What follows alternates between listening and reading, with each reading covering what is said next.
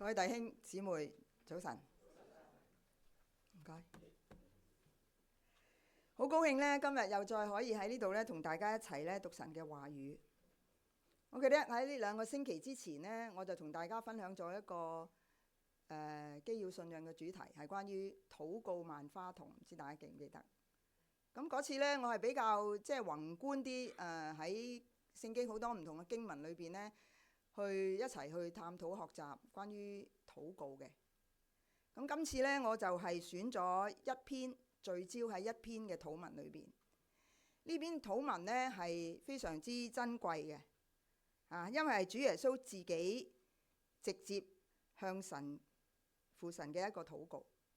咁我嘗試同大家呢一齊呢去讀呢一篇嘅經文嘅時候，其實呢一段嘅經文呢，就係記載喺約翰福音17章，咁裏邊呢係有26節，都頗長嘅嚇。咁其實呢一段嘅經文呢，先至係我哋應該真正叫佢做主禱文啊。因為呢，我哋平時熟嗰個馬太福音6章9節嗰度開始嘅主禱文呢，其實係耶穌基督呢係教佢啲門徒點樣去禱告。而呢一篇呢，約翰福音17章呢，就係耶穌基督真係自己向父神嚟到禱告。呢一篇嘅經文呢，可以呢又被稱為呢係大祭司嘅禱文嘅。點解呢？因為呢，喺猶太嘅傳統裏邊呢，大祭司呢就係會入到去聖殿為自己啦，為眾民呢祈禱，然後呢就出嚟呢就會獻祭嘅。咁呢就會有一個代罪嘅羔羊咁樣，個傳統係咁樣。咁而耶穌基督當然係我哋嘅大祭司啦，因為佢係幫助我哋去連結父神，係嘛？佢為我哋要祈禱啦。但係特別嘅就係，當佢做完祈禱之後，佢行出嚟呢，佢就變成代罪羔羊。因為呢，完成咗呢個禱告之後呢，佢就會係被捉，然後踏上呢個十字架嘅苦路。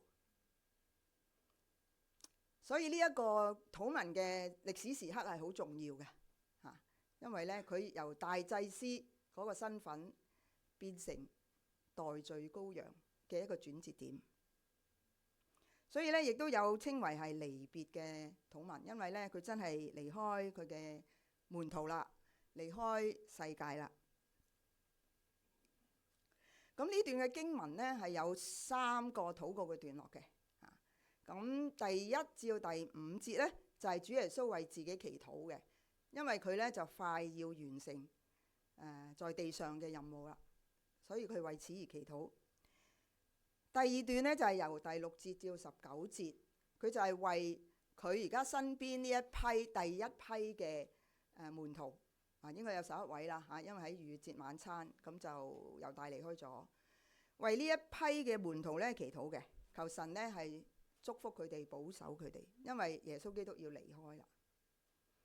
第3批呢，20節至到26節呢，就係佢為嗰啲往後聽信真理而信主嘅，其實即係包括信主嘅你同我，佢係喺度祈禱嘅。而呢一個經文呢，係有3個焦點。咁就係一個好重複嘅一個字詞啦。咁我就亦都係提咗出嚟啦。榮耀、合一同埋呢差遣嘅。咁而家呢，我就會讀呢一篇嘅禱文啊。雖然26節都唔算係短，所以呢，我就想自己讀啦，就唔使大家咁又要讀又要聽咁樣，不如專心去聽嚇，我會讀俾大家聽。喺讀嘅過程裏邊呢，大家可以呢留意咗嗰啲3個焦點嚇，重複嘅焦點，好嘛？約翰福音17章第1節，耶穌說了這話，就舉目望天說：父啊，時候到了，願你榮耀你的兒子，使兒子也榮耀你，正如你曾經給他權柄管理凡有血氣的，叫他將永生賜給你所賜給他的人。認識你獨一的真神，並且認識你所差來的耶穌基督，這就是永生。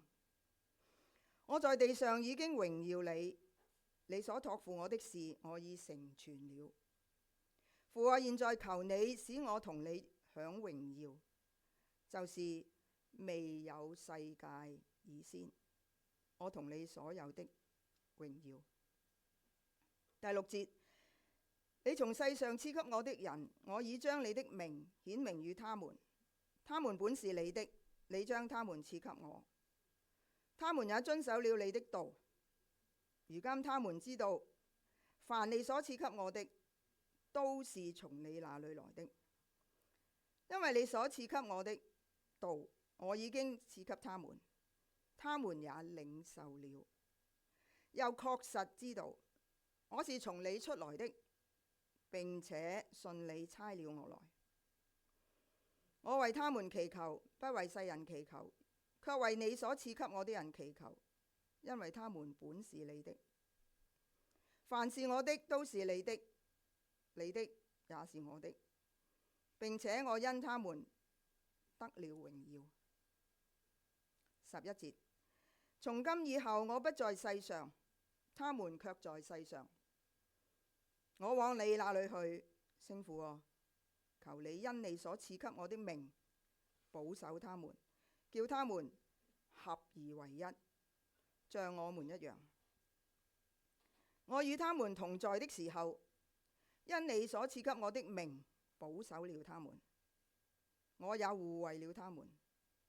其中除了那滅亡之子，沒有一個滅亡的，好叫經上的話得應驗。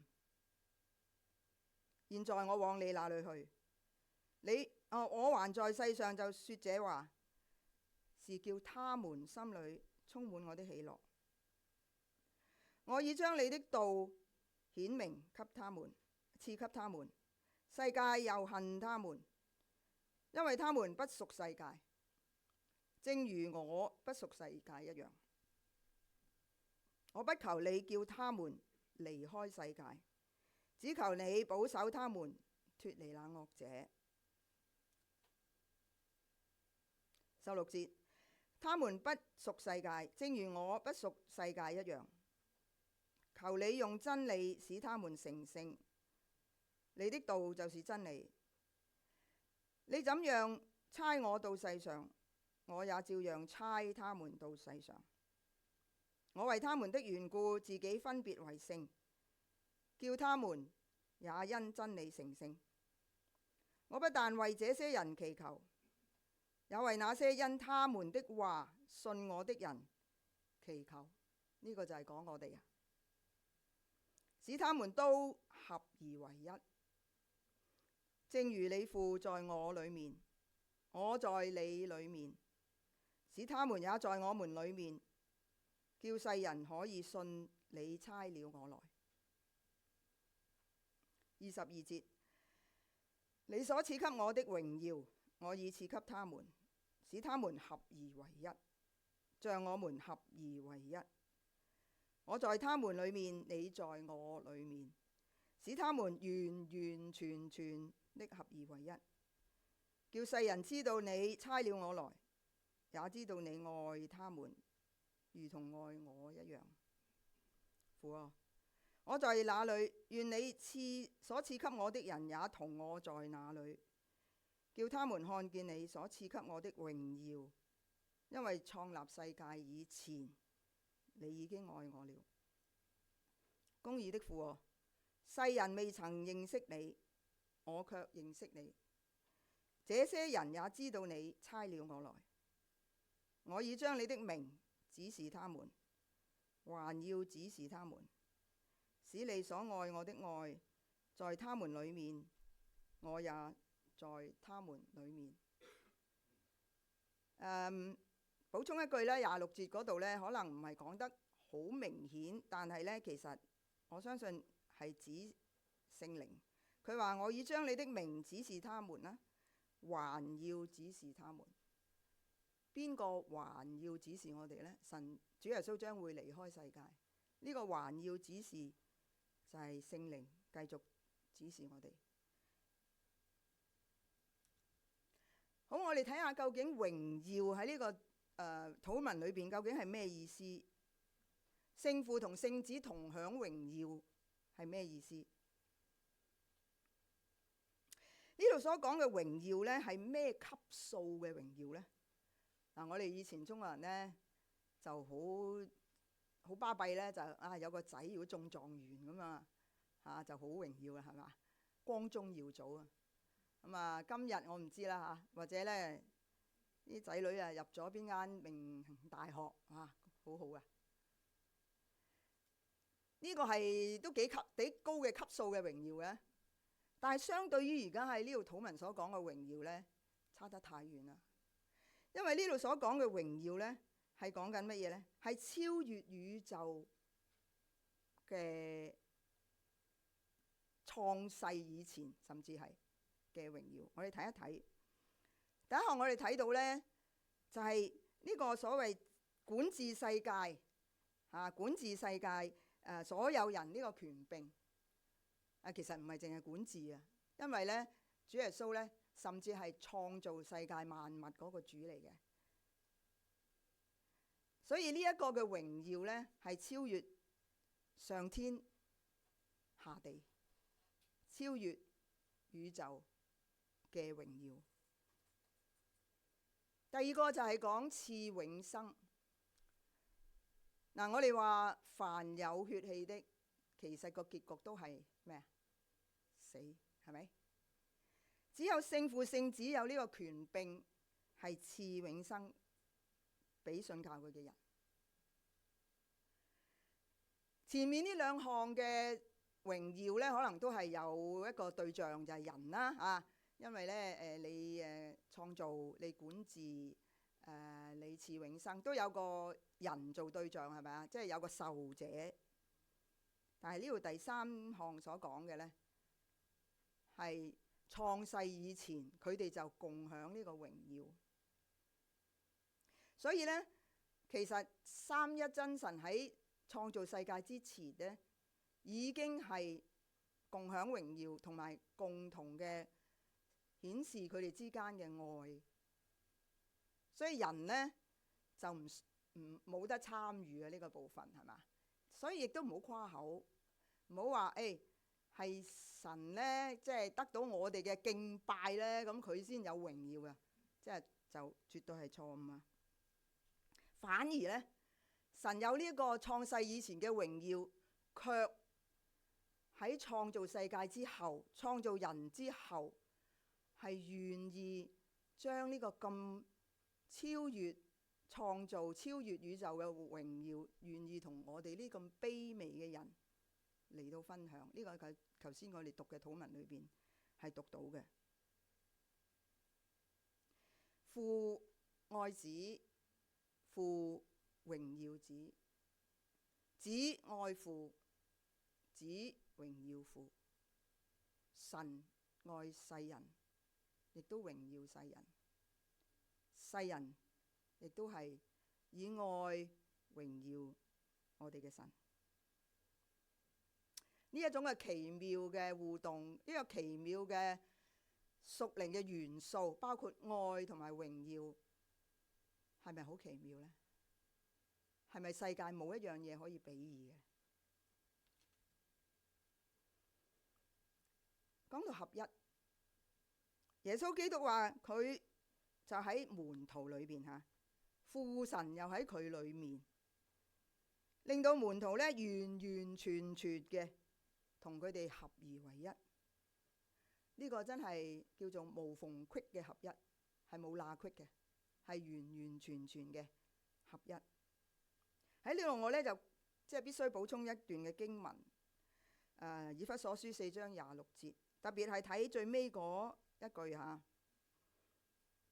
竭力保守聖靈所賜合而為一嘅心。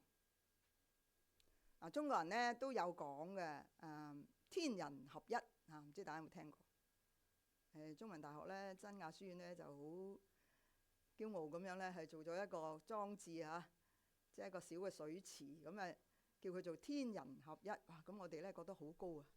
高山仰止，即係呢個係我哋中國嘅好高境界嘅一個哲學，係咪啊？但係我哋喺我哋嘅基督信仰裏邊，我哋神人合一並不是人作出嚟嘅一個哲學，係神係聖靈賜俾我哋嘅合一。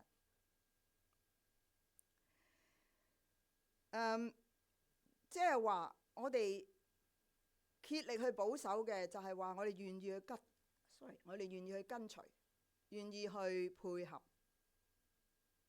咁樣呢，聖靈將我哋本來嘅屬地嘅人賜俾我哋有屬天嘅合一。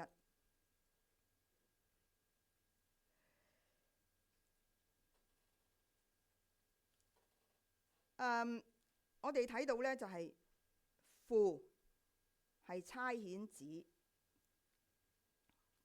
子就差遣門徒。父差遣子就係子成為肉身，就嚟到呢個世界上邊咧，以人嘅形象嚟到去將福音呢同埋真理呢係帶俾地上。而聖子耶穌基督復活之後離開呢個世界，就將呢個大使命呢係囑咐咗俾佢嘅門徒。呢度嘅個概念裏邊呢，就係父差遣子呢，子呢就係順服父。所以同樣耶穌基督差遣門徒，門徒呢就係順服耶穌基督。子領受咗父嘅差遣，其實佢亦都係彰顯父神嘅形象。所以呢，聖經話人頭先Prudence 講啦，我哋冇見過神啊。聖經話呢，見唔到神嘅，但係呢，耶穌基督係道成肉身嘅時候，係好多人見到佢嘅。見到佢嘅時候，耶穌話：你見到我，等同見到父神。約翰福音14章9節講。同樣地，當我哋領受咗耶穌基督嘅使命，我哋去接受呢個差遣嘅時候，其實我哋唔係淨係領受咗一個任務啊，或者一個工作。有時我哋將佢比較好似縮細咗啊，大使命就係傳福音啦咁，似乎係縮細咗啦。我哋領受嘅差遣係好似主耶穌，佢彰顯父神，人見到主耶穌就見到父神。我哋嘅使命就係我哋要彰顯主耶穌，我哋要見證主耶穌，以致人見到我哋就等同見主耶穌。呢個就係大使命。喺呢度，所以呢，我哋睇咗呢個禱文嗰3個焦點啊，分享咗。跟住落嚟呢，我想同大家即係研討下一個嘅討論啊，就係耶穌喺當時嚟講，佢做呢個禱文嘅時候，佢點樣去評價當時嘅門徒呢？佢點樣描述佢哋呢？嗱，佢有講話他們也遵守了你的道，係咩？當時嘅門徒真係咩？佢又話佢哋確實知道我係從你出嚟嘅，而且呢係信你差咗我嚟啦，係咩？當時個門徒真係咁樣去確認咩？真係咁樣去相信咩？耶穌又話：我因他們得了榮耀。當時門徒嘅行為、品格、心思、意念，真係能夠榮耀耶穌咩？我哋思考一下，其實呢啲嘅描述啊，係一個現實嘅描寫，係一個美麗嘅誤會，即係呢個老師太好啦，覺得呢學生咁對佢咁好，係美麗嘅誤會，係不實際嘅盼望，抑或係呢一位創始成終嘅主，其實佢自己俾門徒嘅應許？點解我會咁話呢？大家再睇睇當時門徒嗰個實況啊！大家都可能記得聽過嚇，雅各同埋約翰兩兄弟，同埋佢嘅媽媽啊，因為母親節啊，啲媽媽真係好，帶住呢兩個仔去見耶穌，求佢點啊？你做王嗰陣時，係一個仔坐左邊，一個仔右邊。其實當時佢哋仲諗緊乜嘢呢？諗緊地上嘅榮耀係嘛？諗緊地上嘅威嚴啊！坐喺王嘅左邊右邊就最威嗰兩個，佢哋係諗緊地上嘅權柄，佢哋冇諗過屬天嘅榮耀。彼得對唔住耶穌被捉咁啊，啲門徒就四散啦。佢哋好驚驚到咧，即係自己都被牽連。彼得大家知啦，3次不認主。喺復活主日嗰一朝啊，去到墳墓嘅係一班嘅婦女，唔係門徒。當婦女去話俾門徒聽，佢哋都係即係半信半疑嘅。多馬係今排成日提佢係嘛？即使佢嘅同伴講俾佢聽，主耶穌已經復活啦，見到啦，佢唔信。佢唔信喎。咁係咪頭先嗰個主禱文裏邊嘅描述好似有啲差異呢？佢哋可以配得與聖父聖子同享榮耀咩？佢哋點樣可以同聖父聖子無縫隙嘅合一啊？佢哋點樣去有能力奉差遣去到一個恨主嘅世界嚟到傳福音？佢哋配咩？佢哋做得到咩？做唔做得到？結果係做得到。我哋睇到喺《使徒行傳》同埋及後嘅教會歷史裏邊，呢啲嘅信徒係能夠信服至死忠心，呢個就係榮耀主嘅一個途徑。佢哋設立教會呢個群體，讓基督成為教會嘅頭，讓裏邊嘅信徒好似你同我成為教會嘅肢體。所以你頭先都聽到 Prudence 講我哋嘅肢體，我哋都係會咁樣去稱呼大家，成為一個合一嘅身體，屬於基督嘅身體。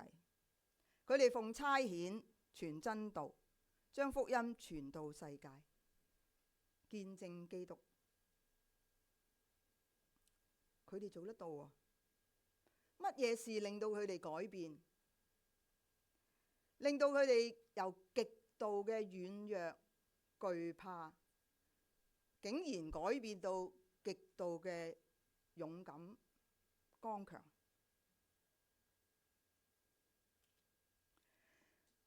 乜嘢事？兩件事。一件就係耶穌基督復活嘅愛同埋呼召，第二就係聖靈降臨，賜智慧同埋力量俾佢哋。我哋睇一個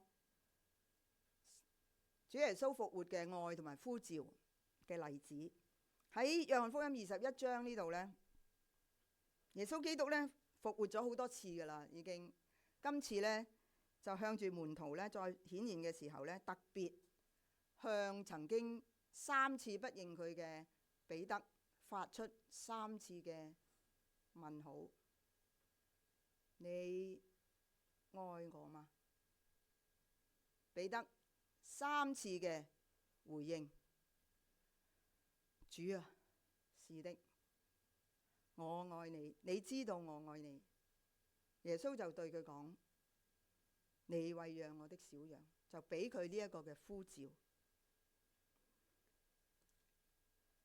喺使徒行傳裏邊，我哋都知道耶穌基督最後顯現咗之後升天，然後就有保惠師聖靈降臨喺門徒嘅身上，然後呢，彼得同埋其他嘅門徒呢，就起身，好勇敢咁樣去傳講真道。其實呢啲嘅改變呢，我哋知道都唔係啲門徒呢自己嘅成功，係咪？就係因為我重複講，回應神主耶穌復活嘅愛同埋呼召，亦都得到聖靈賜俾我哋嘅能力。好，應用我哋又點呢？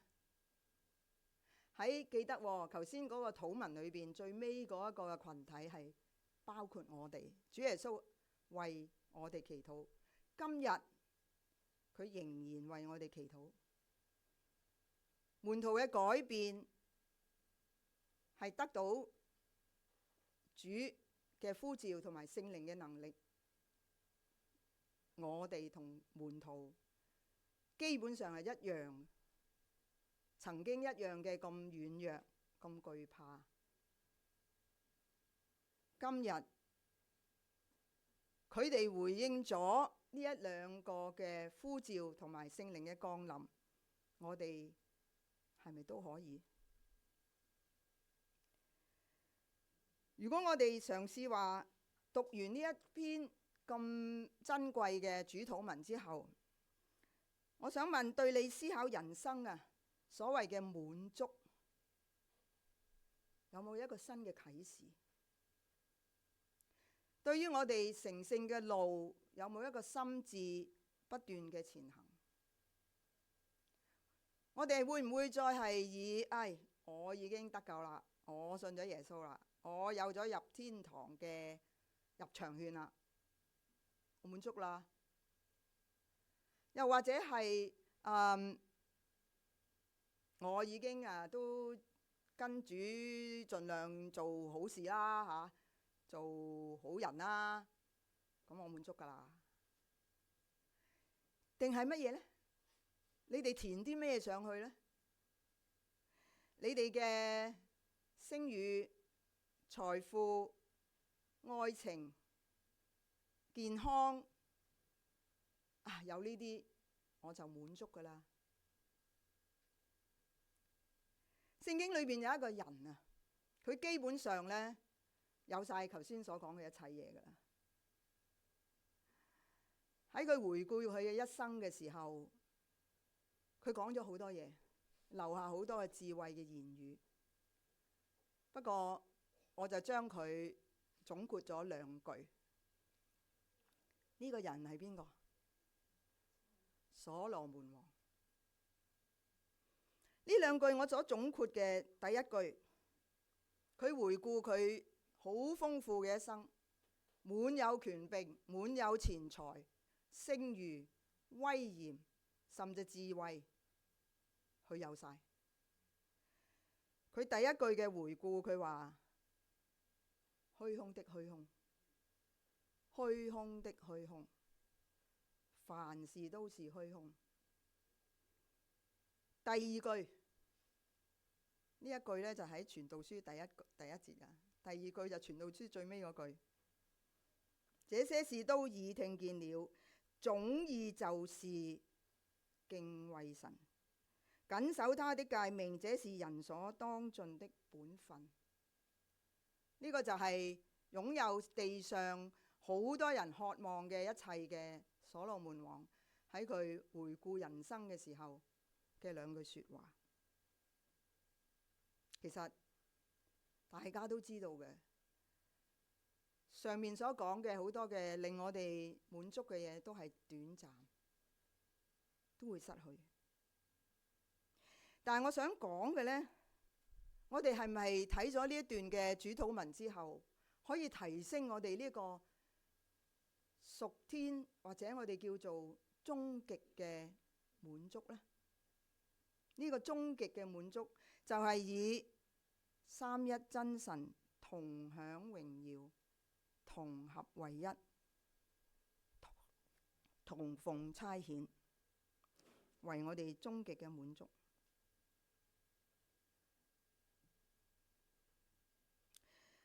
總結今日嘅講道呢，就係想講主耶穌喺佢禱文裏邊，當時當刻有好高嘅評價俾佢嘅門徒，但係當時嘅現實上，門徒未合格，軟弱，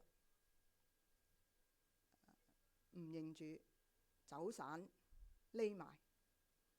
但係呢個咁高度嘅評價，其實係主耶穌嘅自己創始成終所要俾個屬佢嘅人嘅應許，因為所要做到成就到嘅，唔係人嘅能力，唔係人嘅能力，但係人要去咩啊？回應主耶穌基督嗰個愛嘅呼召，亦都要回應聖靈所賜嘅智慧同埋能力。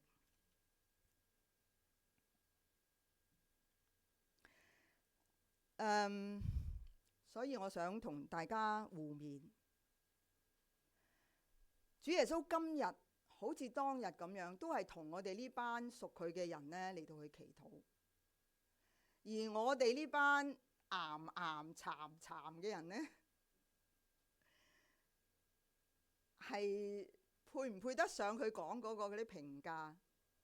靠我哋自己，我諗大家心知肚明，係咪？但係佢卻賜俾我哋呢一個，佢話屬於佢賜俾我哋嘅呢個終極嘅滿足，係會賜俾我哋嘅。我哋需要嘅就係回應主嘅愛，同埋呼召，同埋領受聖靈嘅帶領。佢今日都喺度等緊我哋嘅回應。我哋一齊祈禱。主耶穌，我哋好唔明，我哋唔明白你同父神同埋聖靈三位一體真神喺創造世界之先，已經係一齊同享榮耀，同合為一，並且係以愛相通。你係唔需要人嘅掌聲，唔需要人嘅參與，但係你卻因為愛創造咗我哋，亦都因為愛嚟到去呼召我哋，救我哋脫離我哋嘅罪，讓我哋有機會同你領受你嗰個屬天嘅榮耀，同埋願意你嚟到去同我哋完完全全嘅合而為一。主，我哋唔明啊，點解你會咁愛我哋？主，你道成肉身嚟到呢個世界上，奉父神嘅差遣，以致真理可以係傳俾我哋。我哋又同樣嘅以我哋原本軟弱、畏懼、無能嘅心，領受呢個差遣嘅時候，主你就藉住聖靈賜俾我哋力量。主，我哋多謝你，求你就係咁樣嘅使用我哋。我哋都願意好似你禱文裏邊所講，分別為聖，任憑主用。主，你自己嘅聖靈向我哋每一位說話，祝福我哋，帶領我哋。我哋感謝你，奉主耶穌基督得勝嘅名，阿門。